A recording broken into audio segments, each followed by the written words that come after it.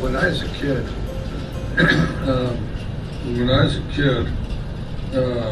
I was in grade school, and I was a big dinosaur guy, and I can't remember the gas station, but they give you a free dinosaur. You know, if you got filled up there.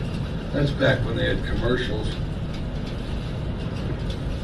on TV, and then they'd give something to the kids, people like me, and then and the idea was that you raise hell with your parents every time you're in the station wagon. When we had one good classic, like, you know, something off of Wonder Years, it was one of those fake Woody ones where it had, you know, fake painted on wood. But then the best is it would always, without exception, the finish and the varnish on it, it would peel. So then it looked more bogus than ever. So we had one of those. And of course, I tried to sit way back in that jump seat back there, you know, so you could pretend you were in a spaceship or something. And but anyway, so they'd have these commercials, and then, you know, hoping to get the kids to raise hell. Let's go to this gas station. I can't remember what gas station it was. And they'd give you a little dinosaur, you know, and so then curious about that, go to grade school and all that. And they start talking about evolution. And, you know, like as in, if you don't use a certain part of your body, as time evolves over, you know, century upon century, in natural selection, that part of the body disappears, and even that animal might disappear. And I'm genuinely fearful that on our team, if me and the other coaches don't get them right, that about a generation from now, their kids and their grandkids won't have hands.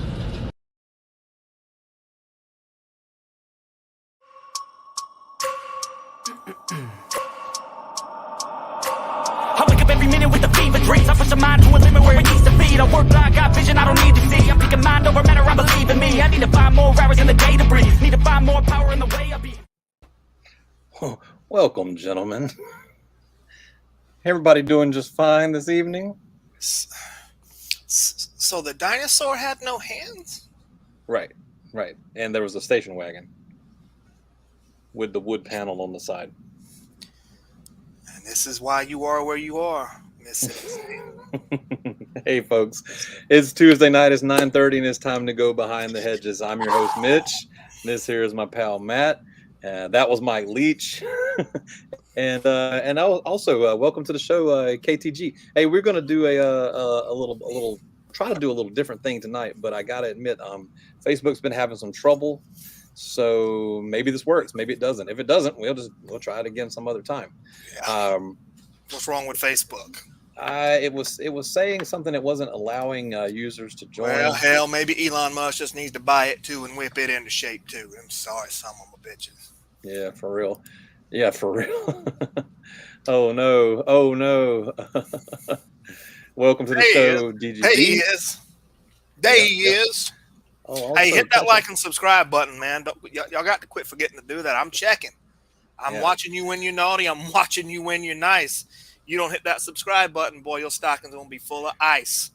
Actually, let's tell the truth here, and I want to say thanks to everybody out there. The past week or so, let's go back 2 weeks. In the past 2 weeks, we've gained I think about 12 Facebook subscribers. I can't remember how many YouTube subscribers. A few of them. Our view hours are up. Our shares are up. I mean, people are. People can't resist the truth, man. That's what it is. We're starting to gain a little bit of traction. Yeah. So share this with your friends. We love to have you all. Robert says sources confirm Juan Daniels is a full go for Saturday. The GOAT has returned. Hey, awesome, man, awesome. Thank you for joining us, Robert. In case you missed the show yesterday, Matt, Robert's show, the DGD podcast, you got talked about quite a little bit on this show. Did I? You did. Robert said. He wants to hear you on his show tomorrow with a petty factoid, a Florida-related petty factoid. Florida-related, okay. Well, yeah, so... all right, Florida-related petty factoid. Let's see what I can do. Hit me up, let me know what time. Y'all are going live. Oh, by the way, it's Florida. It's Florida this week. It's the Georgia-Florida game. And you know how much I've been hearing talked about this from Florida fans? That much. What the hell is going on? Yeah, for real. It is alarming, to say the I'm being least. dead real. Like, Yeah. I've been like being overly antagonistic, and I can't get nothing out of these fools this year. They've had worse teams than this. It's looked more bleak for them than this, and yet every year that they had that situation, they were still doing this, right? I mean, I was getting pelted from all directions. I don't hear nothing. What is the deal? What is the deal? They may have had worse teams than this, but what is it now? This is what is this? The largest Vegas spread in ever? Is this the largest one? It opened at like 23.5, I want to say it was. Yep. And then I think it went down to 22 and then back up to 22.5, but it's been floating around that 23-point mark. Listen, we've beaten Florida by 23 points before, but the spread has never been like that, so the perception out there with people who have money to put down on this sort of thing is this Georgia team is going to drag Florida up and down the field. I suppose they think we have woken up. Yeah. So, but Matt's right. You go into any of these Gator groups, man, and it's just like dead silence. I mean, I went in one earlier today with something like, I don't know, 80,000 Florida Gator fans in this group. And dude, they're posting pictures of their little girls and their Halloween costumes and stuff Pets, like that. And where they went on vacation, nothing about this game. I guess maybe the death of the 1980 joke affected them more deeply than we thought. Say it ain't so. Say it ain't so. Robert says they have accepted their fate. Hey, maybe. Well, we're gonna talk about it tonight. Yeah. Let me post it. I'm gonna post in the comments. See if you guys can catch this. There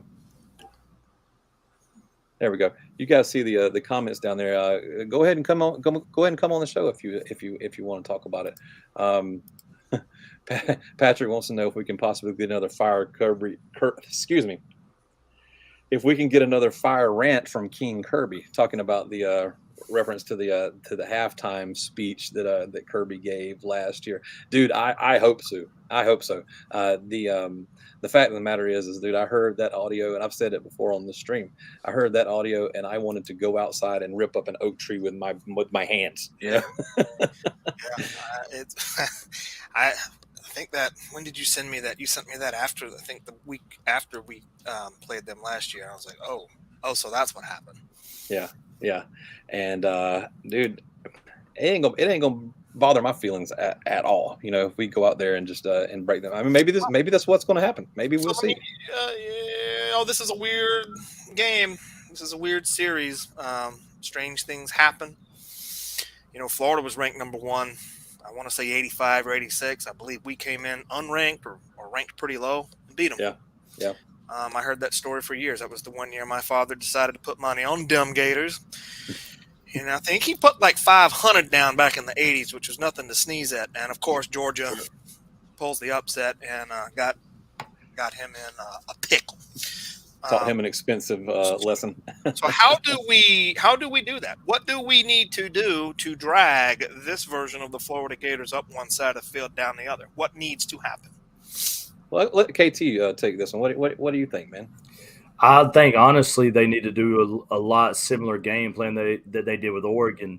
Watching who was it that Florida played the week before the off week?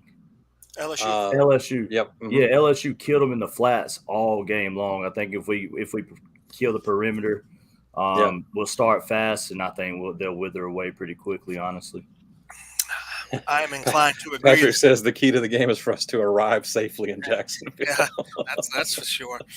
Man, I don't know. I think however it shakes out, I think Florida probably runs out of gas by halftime.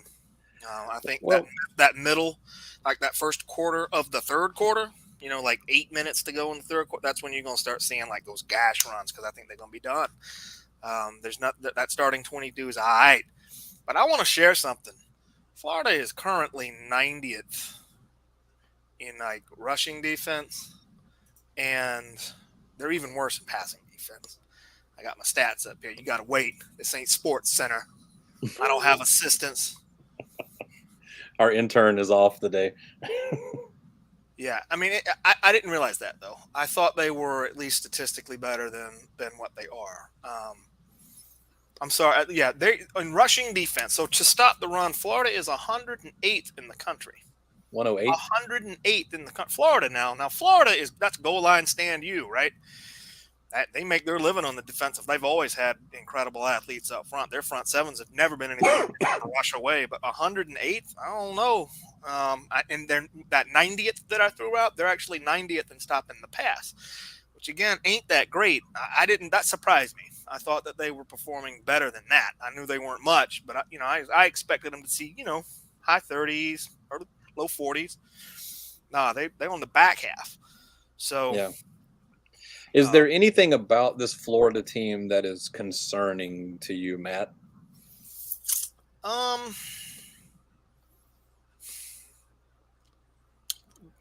About the team, about this specific team, right?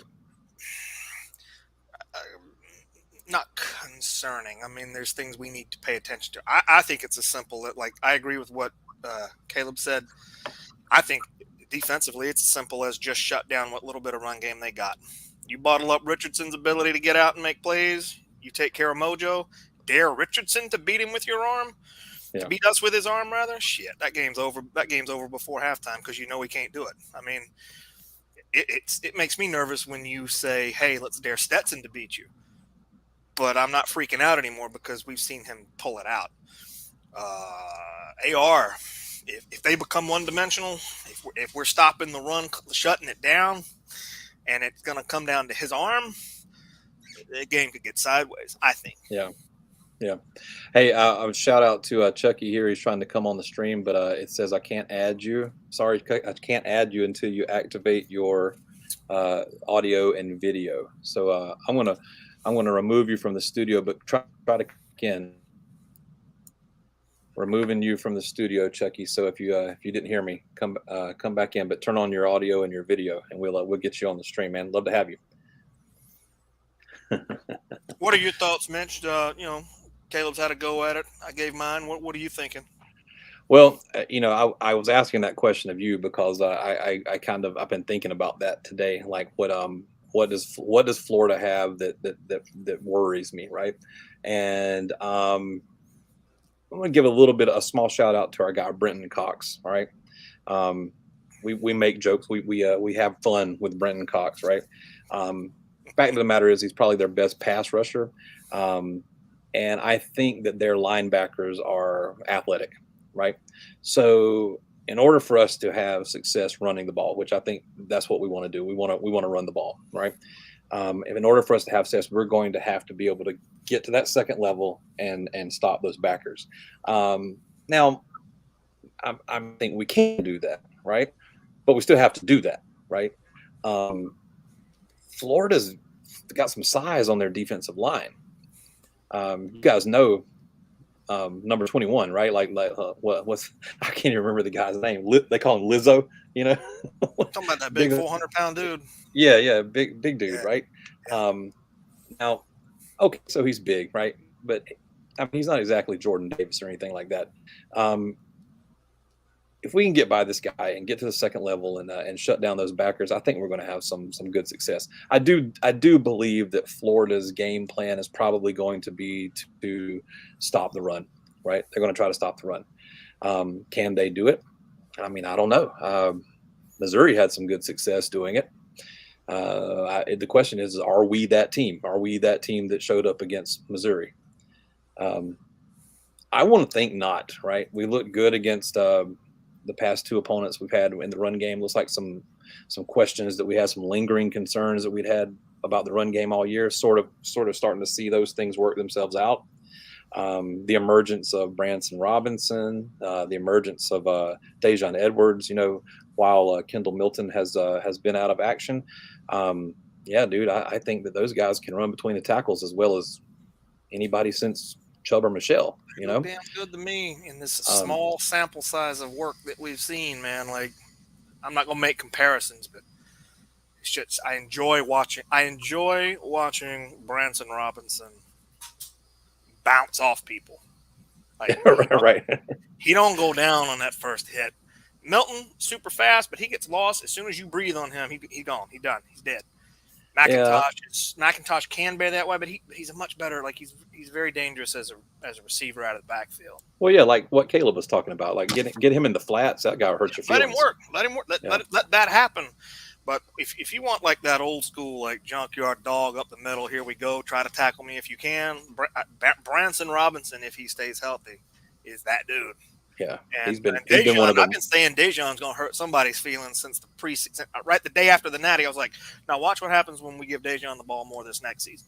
And you see it. He'll hurt you too. Yeah. What do you think, KT? I mean, I like Dejon. He's a South Georgia boy, just like I am, just like we are. So, I mean, he's got that dog in him. Period. I like Branson Robinson, and I know Branson gets a lot of Chubb, kind of comparisons. But you want me to tell you who Branson reminds me of? Just running the ball, the way he looks running the ball is Elijah Holyfield. I don't know why. He looks like Elijah Holyfield. Because he's carved out of stone. I mean, it might be, but he even bounces on his tippy toes like Elijah Holyfield. That's what it reminds me mostly. Yeah. But either way, he's a beast, and Holyfield was a beast in his own. But I don't know, man. I think if we get the ball to the perimeter, they're going to have problems. That's really the main thing I saw when I watched them play LSU. I mean, they had no answer for LSU, and I think Georgia would beat LSU by 30. So that's about all I got to say about it. The East is better than the West this year. I'll say that. So yeah. So straight question: where is Florida, and what will it take for Florida to get back to what they want to be?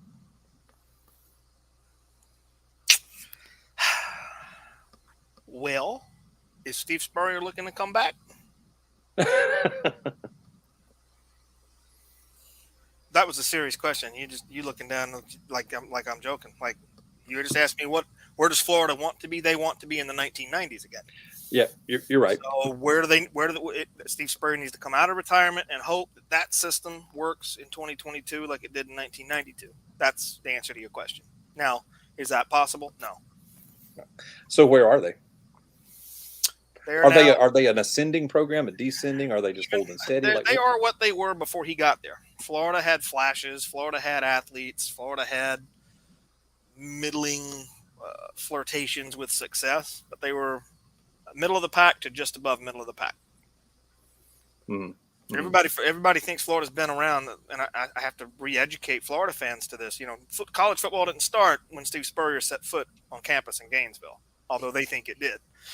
You go back to the 80s, 70s, hell, all the way back to the beginning of the century, they couldn't buy a win against most of their rivals. Yeah.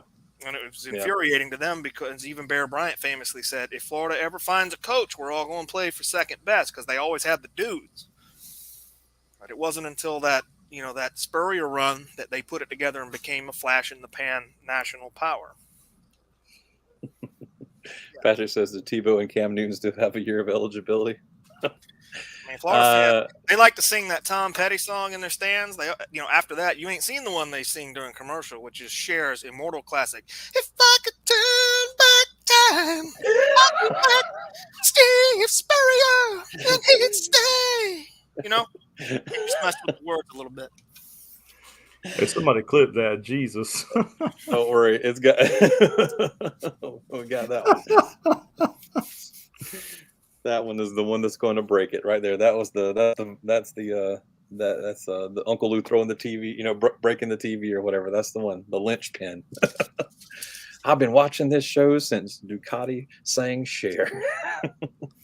Where were you? The point is, though, it's going to take something. I don't think Billy Napier's is to get them where they want to go. I still think they'll have better years than this. They get a pass this year from me, first year. Okay. But you said, where do they want to go? Dude, they believe they should be playing for national championships every year. Yeah. And how far away are they from that? Answer me. Well, so that's the real question is like, where are they, right? And I'm gonna be honest with you, dude. I thought coming into the season, I thought Georgia's top of the East, Florida's probably second. I had Kentucky, Tennessee, somewhere in there. I actually thought Kentucky might be second too. Like it was a flip between Kentucky and Florida, and then I had Tennessee behind both of them. Now, obviously, we're gonna find that out this weekend. Sure, right. You're right. We are. I'm looking forward to that game. We're going to pick it in a little while too. It hasn't looked like that thus far. It's looked like Tennessee is a clear top two, right? Maybe they're better than us. Maybe they're not, right? To me, they look like a clear top two. And I think maybe Kentucky, when Kentucky is at their best, is that number 3. Now, number 4 might be Florida, but yeah, I got some news for you guys. I just showed I showed Mike Leach, and that was all funny, but we could have just showed a picture, a still image of Jimbo Fisher, and we could have laughed just as much at that. All right. Shane Beamer's doing something in South Carolina, you guys. Like those guys are, what are they now? They've won like 4 in a row. I believe you are correct. Yeah, I mean, they since we beat them, they haven't done anything except show up on Saturday and win a football game. Like that's it. And very quietly have they just crawled back into that conversation. I'll tell you another thing, and we're talking in terms of Florida here. Florida didn't exactly, everybody wants to joke, ha ha ha, Georgia struggled with Missouri. What did Florida do with them? They struggled with Missouri, right? South Carolina's starting to believe, Patrick. That's right. Florida is not, and Missouri and Vanderbilt are neck and neck. Florida ain't far away from that, right? Florida is this Florida and South Carolina matchup that we have coming soon. It's going to tell the tale, dude. Florida might have trouble getting bowl eligible. How many wins do they have now? Soon, as in like this weekend. They're at South Carolina. Yeah. No, I mean Florida. Florida's playing us this weekend. Like who's when do they play South Carolina? What am I looking? Oh, I'm looking at Missouri. I'm sorry. I think what was your question? 4 and 3. So so. Florida's got to win 2 more games on their schedule. Who's left on their schedule? They got Vanderbilt. They got Florida State, South Carolina, A&M. A&M. Yeah, that'll be the turd bowl right there, right? Man. Oh man, A&M. They may be going to Tallahassee at the end of the year for bowl eligibility. They both may be playing for bowl eligibility. So let's say we beat them this Saturday. Okay. They got to go to Kyle Field on the 5th. It's gonna be a tall ask. I need to think all week on who to pick for that one. I need a week. I don't even want to say nothing. But they got to go to Kyle Field. Might better wait till later in the week so we know exactly who's left on their roster. South Carolina on the 12th, Vanderbilt, and then they got to go to Tallahassee. There ain't no guarantees. There ain't no guarantees there, boys. I mean, you got Vanderbilt. Listen. Here's the task: win 2 of these games. Here's four choices. You got to win 2 of these, and one of them is Vanderbilt, and it's still not like a guarantee. That's man. I mean, they could win all of them. They could drop 3 of them. If they drop 3 of those games, do you still think the Florida fans are going to give Napier the first-year pass? First-year pass to me means you still make a bullshit bowl, right? We lose to some of our rivals who are up on their horse, and then we let bygones be bygones in year 2. But first-year pass to me does not mean like not making a bowl and getting your ass fucking beat out by all rivals. You know what I mean? Yeah. Like there's a limit to. Oh shit! Did we make a mistake? Well, so what were the expectations for them? Well, Florida man laid them out, not much, but I have receipts. I have receipts. He said that he thought the floor was 9-3. That's what he said. Floor was 9-3, buddy. We at 4. They're 4-3 now. They're already in the basement. Okay, so they're already in the basement, and that's if they just went out. If they went out, they're in the basement. I guess he was expecting to really beat Tennessee is what it was. Yeah. Oh, well, of course. Yeah. Kentucky's already proved they ain't scared of Florida. They've beaten them now, 2 years in a row? 3 out of the last 5.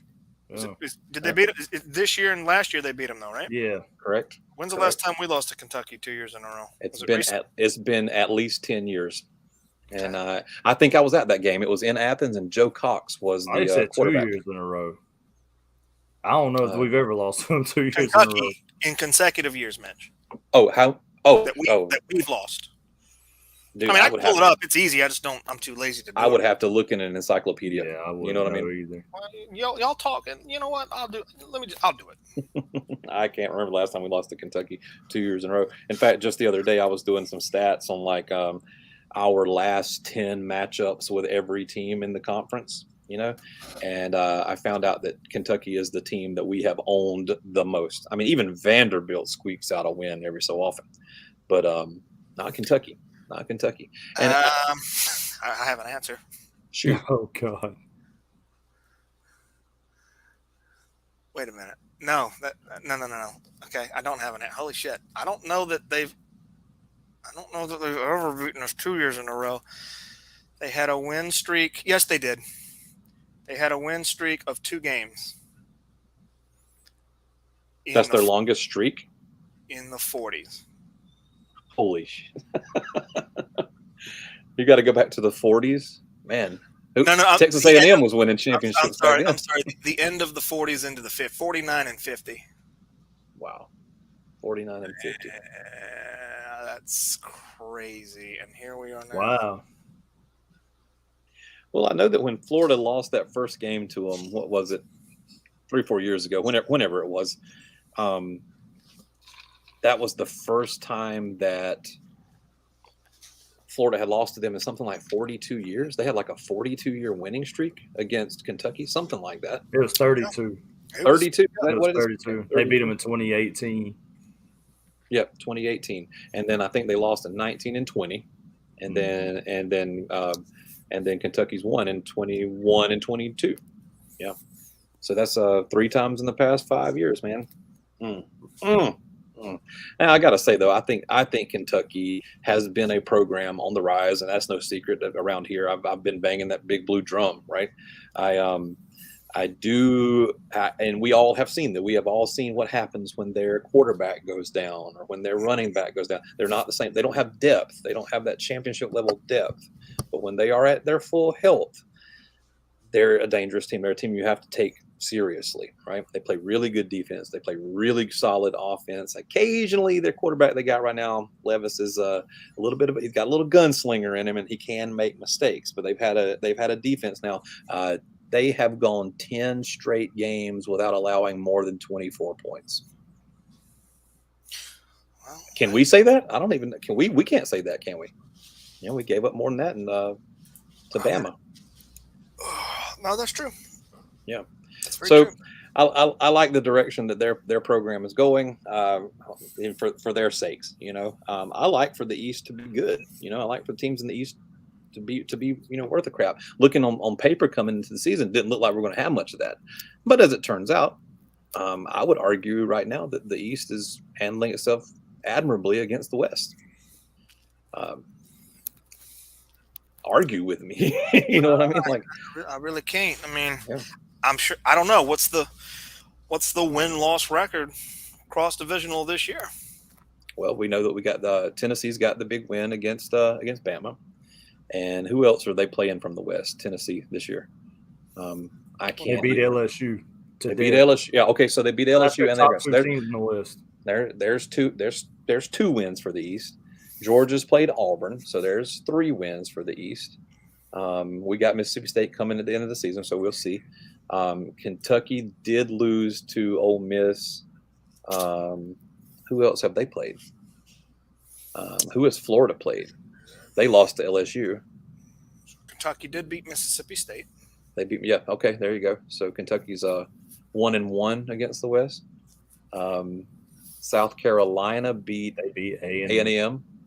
Who else have they got? They have. One moment, please. I don't know. Arkansas? They lost to Arkansas. They lost to Arkansas, Yeah.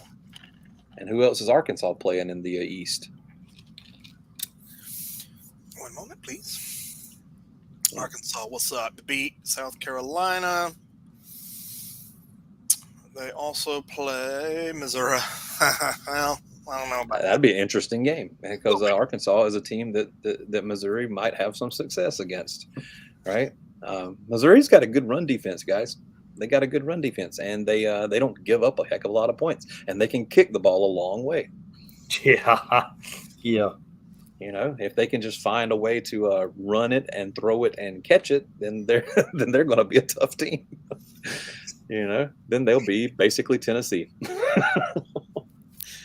So, anywho, boys, what do you say we get to some picks? I think that this Facebook problem is going to be our it's going to do us in. Yeah, hopefully we can get this together for next week because I think the idea is sound. Okay, let me shut this down, and we're going to pull up this right here. Boom! First game on Saturday, 12 a.m. Arkansas Razorbacks go to Jordan-Hare. I will be taking the Pigs on this one. That's it. I guess we have Auburn to. could beat themselves right now. Like if you lined up Auburn's 1s and 2s, it would be 0-0. Somebody said the other day on one of the groups I was trolling through that if Georgia had arrived at the game halfway through the second quarter, the week we played Auburn, that the score would still be 0-0, even if Auburn was on the field all by themselves. I just think they're of the teams that are in a bad way. I think they're in the worst way, and I think Arkansas is going to beat them by more than that. You think so? Mm-hmm. Patrick agrees. He says pork chops over war pigeons. I love it. KTG, are you also going to take these piggies? I'm going to take a nap during that game, but yeah, I'm taking Arkansas. That's rough, man. That's rough. You're right, though. I mean, Arkansas has got to be one of – dude, if it were not for Texas A&M, if it were not for Iowa, if it were not for Miami, Arkansas would probably be the biggest disappointment in all of college football. And I mean that with all due respect, etc. Right? I just had high hopes for them, and they. I mean, we were even talking about them possibly finishing second in the West, and it's looking now like they're destined for the bottom. You know, this game will go towards determining who finishes sixth and who finishes seventh. I do believe so. I think that Arkansas is going to be that team that finishes sixth. Let's save this one for a little while. Next game. It's not really the next game, but it's the next game. Missouri's going to South Carolina. Excuse me, number 25 ranked South Carolina. 4:00 game. This one might be worth looking at for a bit. You know, I'll check in on it. Just peep over there. South Carolina's 4-point favorite. I'll take it first. I'm kind of high on both of these teams right now in their own way. It would be cool for Missouri to get a win and like legitimize our struggles or something along those lines. I don't know what you want to make out of that, but I really do think that South Carolina might be the hot hand right now. I think that 4-point spread is a good one. Something like 28-24 sounds reasonable enough. Of course, that 24 is going to be 8 field goals from the thicker kicker. Yeah. You know. Yeah. Well, so who you got? Patrick said he's gonna take Missouri in the points. All right, that sounds good. What about it, Caleb? I think South Carolina's going to beat them bad, honestly. I don't know why. Think so? I like Beamer. Y'all know I like Beamer. Damn. Y'all know I love mocking him. I think they're going to win by double digits. Give me the game cost by double digits. Mitch, who'd you take? Yes, I'm gonna take South Carolina. I like to say I think that a 28-24 score sounds reasonable enough. I like South Carolina to get in there and do that. I mean, we've had our fun with Spencer Rattler, right? And he has not been great, right? But he's doing enough to win ball games right now. And I tell you what, there what's his name? Marshawn Lloyd, is that his name? The running back from South Carolina. Yeah, that dude's a good ball player. He's a good runner. South Carolina's defensive line is finally looking like what they're supposed to look like on paper. So maybe they got some things. And you're right, Shane Beamer. How do you hate the guy? You know what I mean? He's going to slap on his big sunglasses and go dance in the locker room. I mean, you gotta love it, right? You gotta love it. It's like just enough clown that he's not Mullen. You know, you know what I mean? Yeah. So here we go. Let's go into these evening time games. You didn't even let me pick. Oh, I thought you did pick. Oh, Okay, go ahead. you are asleep at the wheel. So Missouri is allowing 24 points a game. Missouri scoring 24 points a game. Carolina scoring 33.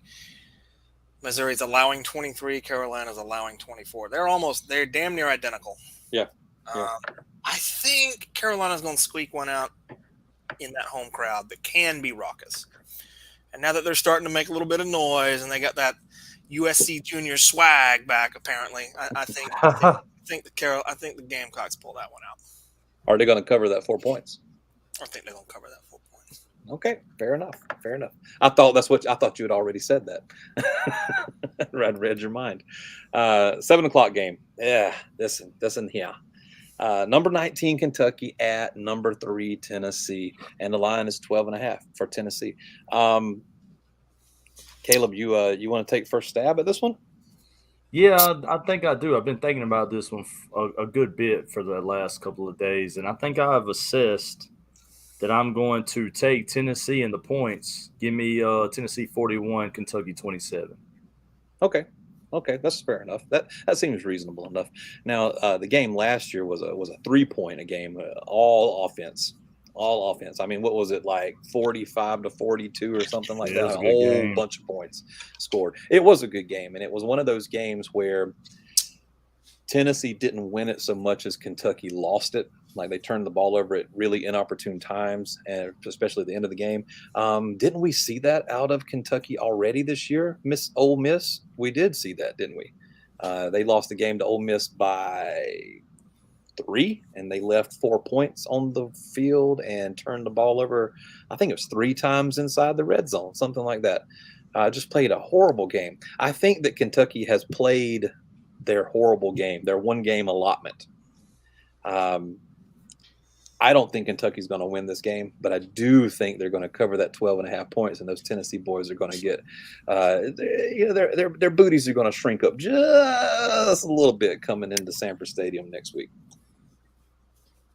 I don't know, because Tennessee's allowing 90 yards on the ground per game. Now they're giving up like 330 in the air. Right. They're giving up 420 total. Right. That's the only part of these teams that's don't even look at the offensive side. Your eyes will burn, because you compare what Kentucky's averaging offensively to what Tennessee's averaging offensively. It's like looking down into the Ark of the Covenant. Your face will peel off. It'd probably be more, but based on the data, I got the Vols by 2 touchdowns or more. Okay, so you like Vols big. At home, I like Vols little. You like Vols big. Kayla likes Vols big. Big Vols. Big Vols. I like big Vols. Let's see. The last night game. Oh, Lord. I want to go last. Okay. Number 15 Ole Miss is favored by less than a field goal, 2.5 points at Kyle Field. How they going to do the lane train like that, man? Y'all know this is what he does. He always loses that head scratcher. Mm-hmm. Now all of a sudden y'all act like he don't know how to do no offense. However, I think we discussed it last week. If you had to pick the spirit animal for Texas A&M's defense, it is that of a turtle. You can't do nothing with them. You can't do nothing. Like they just get in the shell and you can't crack the shell. And that is, unfortunately, their offense is also a turtle. Right. So, I mean, the spirit animal for the Aggies is basically a big snapping turtle. It's just a big turtle, but it won't bite you. It'll just go and then just sit there, and then you can't move it. But I think I think Lane Kiffin can muster more than a field goal and beat them, and so I'm going to take the Rebels to cover. Okay. While you say that, I want you to go ahead and look up some information. I need some information. Can you look up Ole Miss's schedule and results for the season thus far? Yeah. And I'm gonna listen to Caleb's rationale here while you do that. I'm with Ducati. I think Ole Miss is going to win and cover. I just think they're going to outscore A&M. I don't think A&M they're going to put up some points, but because Ole Miss's defense ain't that great either, I guess. But I'm going to take Ole Miss by maybe 7. Okay. Did you get their results up yet, Matt? I have the entire schedule with the results. Okay. Yes. Tell me what Ole Miss has done in away games this year. At Georgia Tech, 42-0. Mm-hmm. At Vanderbilt, 52-28. Hold on. I need to pause you. I need to put a pin in that. Okay. They Vanderbilt led at half. Continue on. At LSU, 45-20. And then they are at Texas A&M this week. So they've only played on the road 3 times this year. They beat the stuffing out of Georgia Tech, right? But I believe the 3 of us could probably also do that, right? I don't think Pitt could, though. Pitt couldn't do it. Could they? What's that? The Pitt Panthers. Oh, Leave. That's one of Tennessee's best wins. Why are we dogging out That's Pitt? one of their signature wins, or the one they like to talk about. I just wanted to say that, they lost to Georgia Tech. Yeah. Pitt, who beat our boy Notre Dame, who lost to, who was it, Marshall or Tulane? Oh God, who hasn't Somebody Notre Dame lost to this year? Yeah. But they gave Ohio State a game. So. Yeah, just they're getting into these. Who did you play? It's not who you play, folks. It's how you play, who you play. Don't tell nobody. Don't tell nobody. That's the truth. That's why y'all come here and you don't go over there to listen. All right.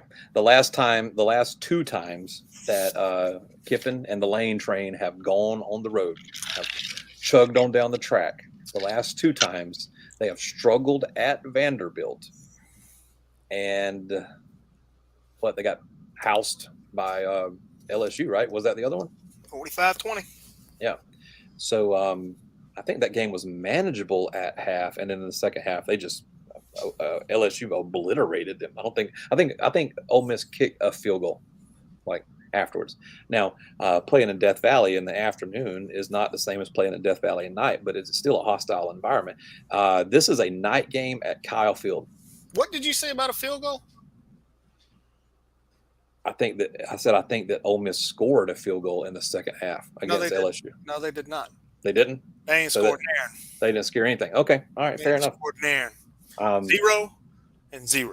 Yeah, they needed a pep talk at halftime against Vanderbilt, right? And then they got their brakes beat off in Death Valley. All I'm saying is that the trend for Ole Miss on the road is not good. They are going to Kyle Field, and to quote Josh Pate once again, a team plays good after they play bad. Texas A&M just played bad. I think they're going to beat the crap out of Ole Miss. I think Texas A&M is going to get all over them, and that turtle attack, they're just going to bludgeon them with their little flippers or whatever. All right.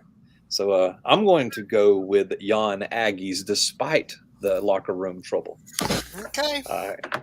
So there it is. Let's flip back up here for just 1 second here, because there's one we did not talk about. Now these boys in the chat told me here. I'm going to go ahead and 1 second here. I'm going ahead and edit that. And there we go. Oh, come on, buddy. Get on there. There it is. I changed it. So now we are a 22-point favorite. I'm just going to be honest with you guys. I know that's a big line and all that kind of stuff, but there is no way that Georgia doesn't absolutely skull drag Florida this weekend. I think it's going to be a nasty, nasty affair. I think we're going to do with them as we please. Tell me I'm wrong. Convince me that I am wrong. You won't. My next door, I'm jamming, man. Dude, you got to hear this. If I could turn back time, if I could find the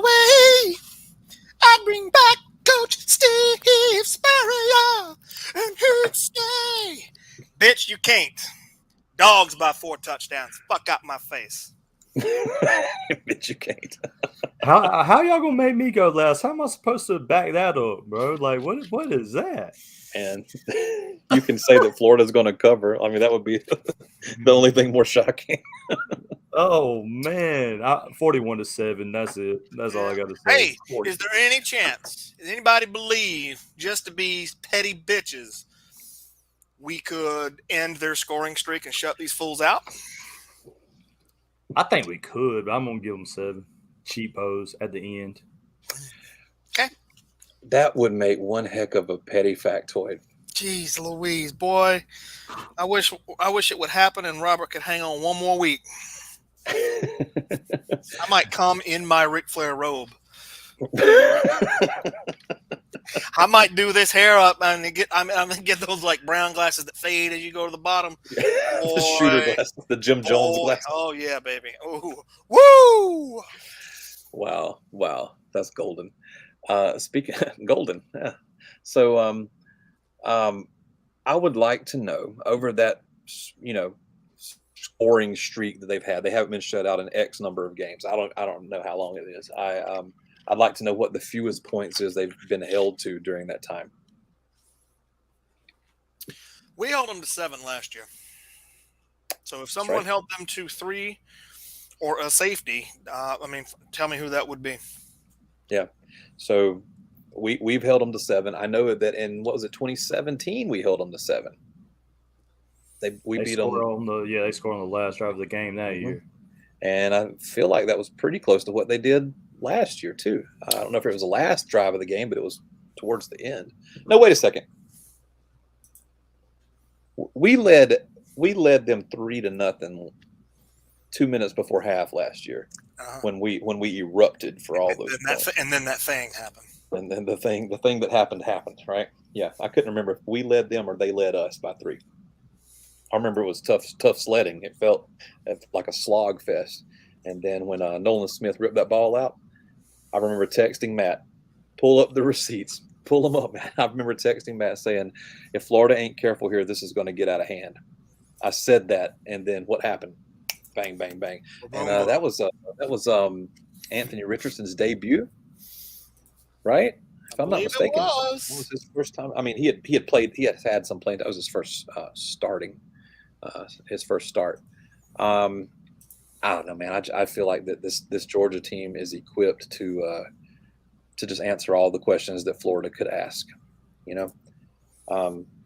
What did you say, Caleb? 41-7. Mm-hmm. Seems reasonable enough. I like us in the 40s, and I like them under 10. Okay, I think I found who it was.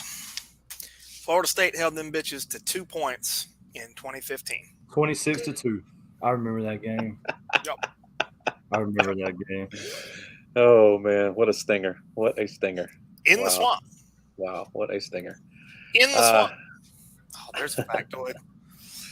What is I feel like it ain't mine though. I feel like I should leave that to the criminals. We'll just go ahead and call that the petty factoid of the week. All right, how's that sound?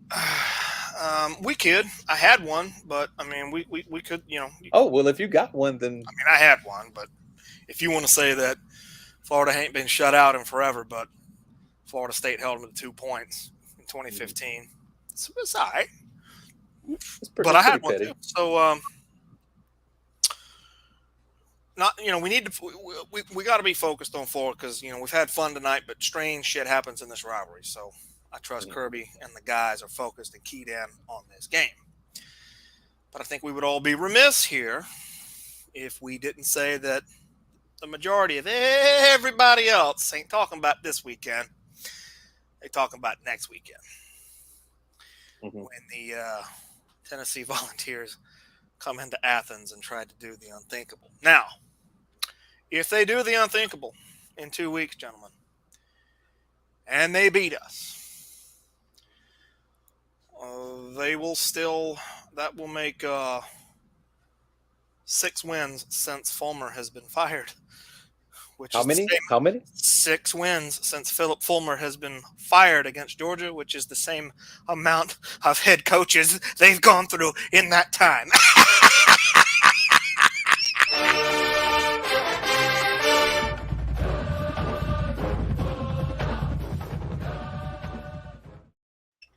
Brilliant, folks. Brilliant.